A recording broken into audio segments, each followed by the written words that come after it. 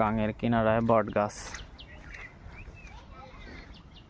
হাঁসেরা গাঙের পানির ভিতরে নেমে পড়ছে গোসল করার জন্য।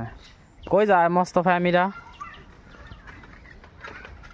ওই যে চলে গেছে কত দূরে মোস্তফা আমি। এই বট গাছটা বিশাল বড়, পড়ায় এদিক দিয়ে গাং আছে। এই গাং ভাগ করা। আর মোস্তফা ওইদিক যাও না, রাস্তাটা তো অনেক দূর চলে গেছে। ছাগলের বাচ্চাটা তো ভালোই। হাঁসেরা সকালবেলা পানির মধ্যে নামার জন্য সেই লাগালেছে। এই যে অবস্থা, ওই যারাটা বড় ছাগল দৌড় পাতি পাতি আসতেছে। এদিক দিয়ে গাং বয়ে গেছে।